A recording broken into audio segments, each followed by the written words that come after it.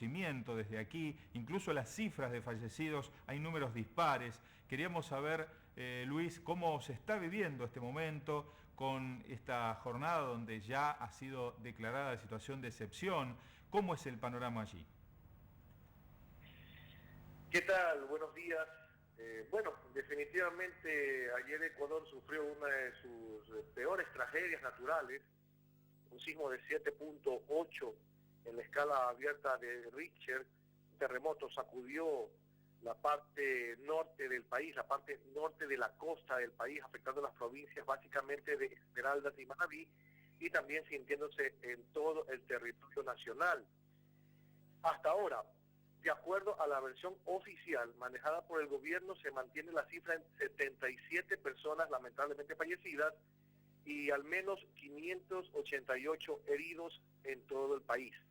Esta es una cifra oficial que la dio a conocer el señor vicepresidente de la República, el ingeniero Jorge Glass Espinel, que viajó hace poquísimos minutos desde Quito, la capital de la República, hacia Manta, que queda en la provincia de Manabí y una de las localidades más afectadas por el terremoto de anoche, compañeros. Esas cifras, Luis, digamos, son bastante menores a las que, por ejemplo, Telesur está brindando en este momento, con más de 140 fallecidos y un número de heridos similar al que oficialmente se ha reportado. Digamos, quizás, lamentablemente, incluso lo decía el mismo vicepresidente, hay muchas personas que están muy graves y hay otras que están atrapadas. Digamos, el panorama en ese sentido, digamos, se puede ver allí diferentes sitios donde están trabajando los socorristas, diferentes sitios en lugares distintos de las ciudades. Bueno, el señor vicepresidente declaró hace pocos minutos que continúan las evaluaciones para determinar el número exacto de fallecidos y heridos. En todo caso, la cifra puede seguir aumentando acorde como pasan las horas. Ya hay más de 4.600 policías destinados a la zona de desastre y 10.000 militares para apoyar en las labores de seguridad y rescate en la provincia de Manabí y Esmeralda. Aquí en Guayaquil, que es el puerto principal del país, aquí también se ha sentido mucho la devastación del terremoto. Edificios grandes, altos, han sufrido cuarteaduras. Uno se cayó, un edificio de 3 pisos se cayó. Hubo una persona fallecida, lamentablemente, un puente a desnivel en una de las principales avenidas de la ciudad colapsó en su estructura y justamente cuando pasaba el vehículo cayó y lo aplastó. Esta imagen la estamos compartiendo incluso en este momento al que vos haces referencia, porque ha sido uno de los momentos más simbólicos de lo que ha sido este desastre por la gran cantidad de personas que rodeaban esa necesidad de sacar el vehículo, de arrastrarlo de debajo del puente. Así que ahí solo una víctima, digo solo porque podría haber sido mucho peor, ¿no? Claro, solo una víctima aquí, pero la mayoría de las personas fallecidas se han dado en Pedernales, que fue el epicentro, es un balneario manabita, y también en Muisne, en la provincia de Esmeralda.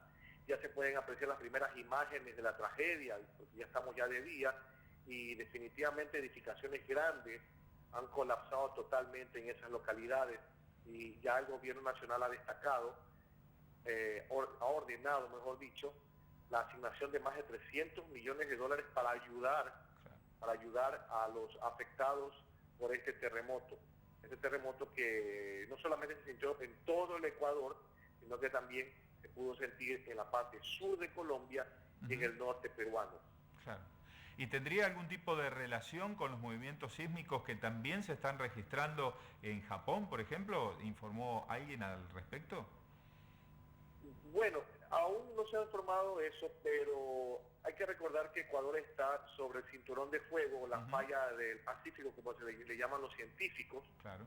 Y es importante recalcar que en meses anteriores se dieron un sinnúmero de sismos leves en esa zona, en la zona del Pacífico ecuatoriano, especialmente en Manabí, pero el de ayer ya fue pues, ¿no?, un sismo muy fuerte. Las autoridades aún no se puede pronosticar un terremoto, es imposible hacerlo, pero sí las autoridades han manifestado de que las réplicas se siguieran dando.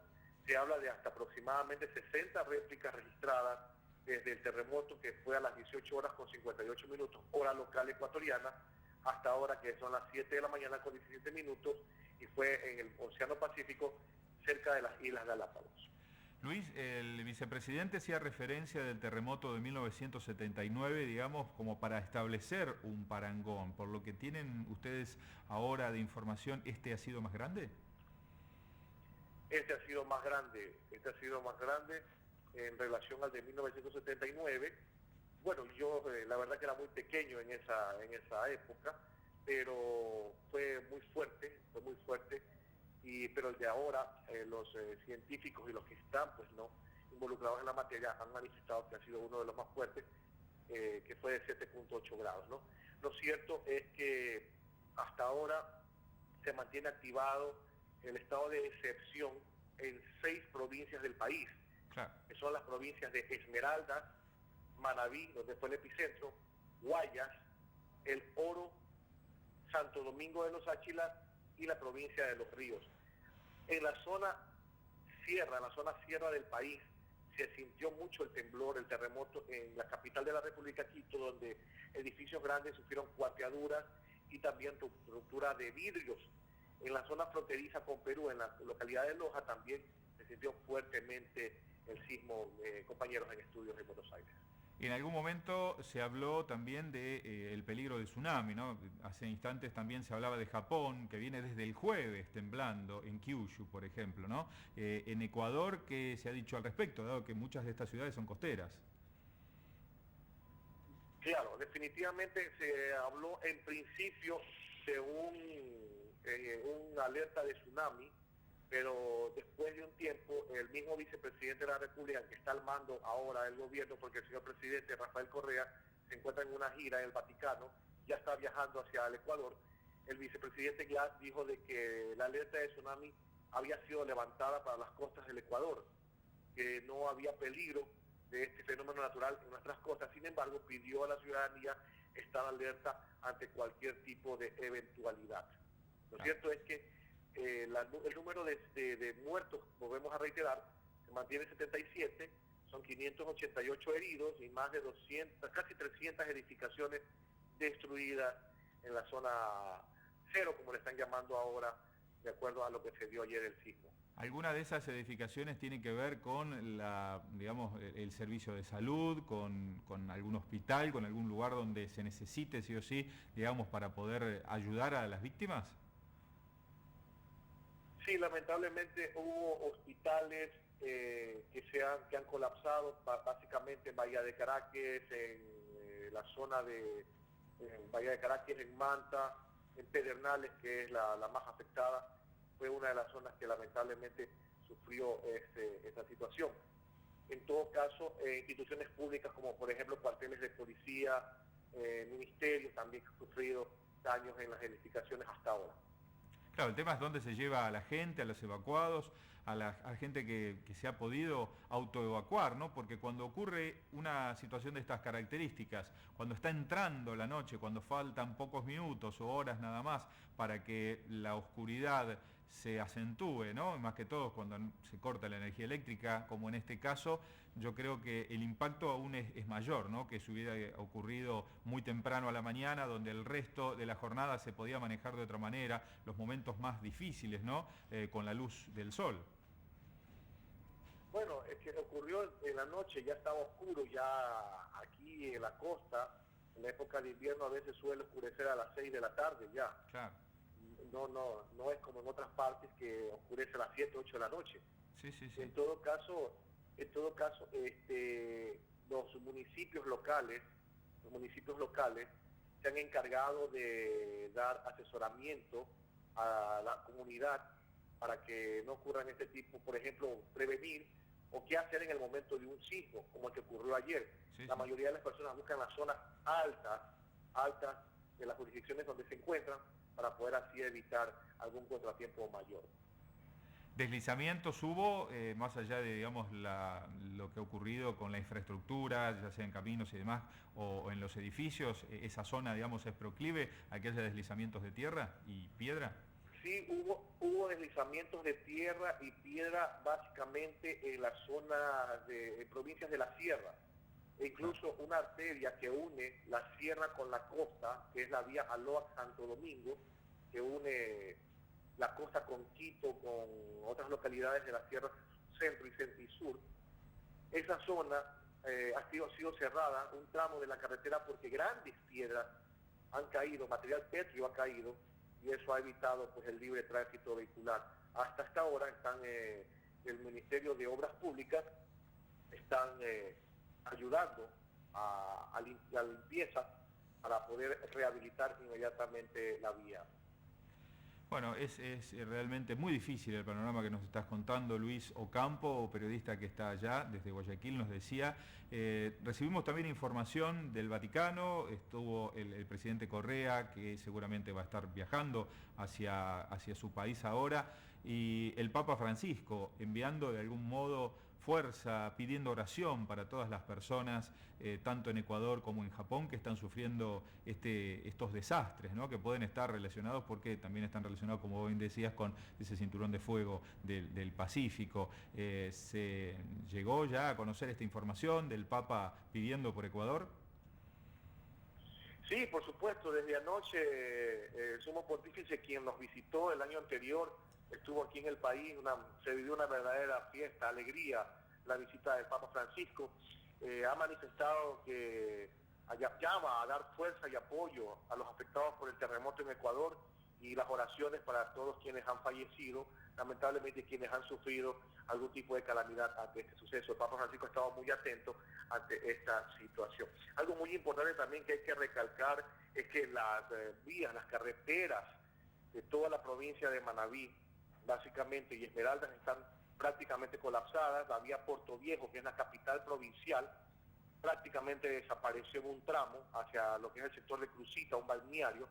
Un vehículo cayó, gracias a Dios no hubo víctimas, pero sí el sistema vial de la provincia de Manabí, uno de los sistemas viales que fueron en este gobierno, han sido totalmente renovados, han sufrido colapsos en algunos sectores debido a la intensidad del sismo, que duró aproximadamente entre 80 a 120 segundos.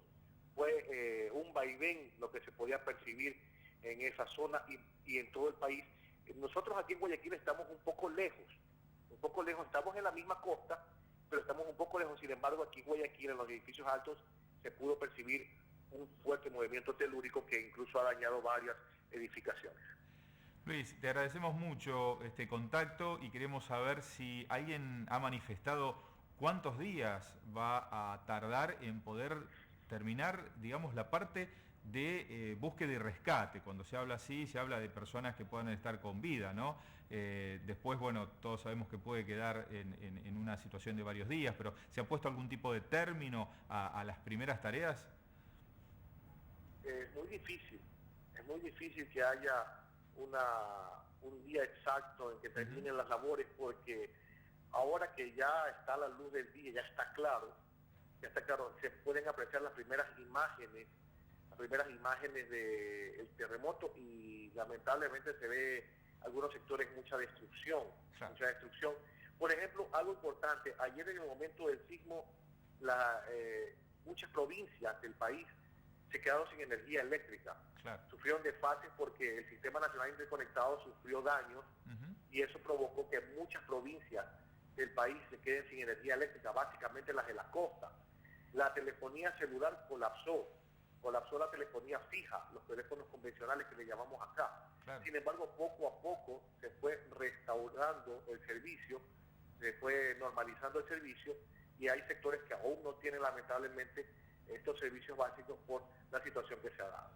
Pero lo más importante es que las personas que, digamos, tengan a seres queridos desaparecidos y demás, quizás con el pasar de algunas horas pueden llegar a restablecer el contacto. Muchas gracias, Luis, por esta nota realmente muy ilustrada acerca de lo que está pasando con esta verdadera devastación por parte del terremoto de amplias zonas de Ecuador. Así es, bueno, lamentable, pero lo importante es que la gente se mantiene en calma. Las autoridades sí han pedido, por favor, que no se dejen llevar de rumores, porque han circulado rumores que en 5 minutos viene un terremoto, que en 6 minutos viene un maremoto, y sin embargo son cosas que no se pueden predecir, ¿no? Y en todo caso estamos aquí pendientes para ayudarlos por cualquier situación que se amerite nuevamente.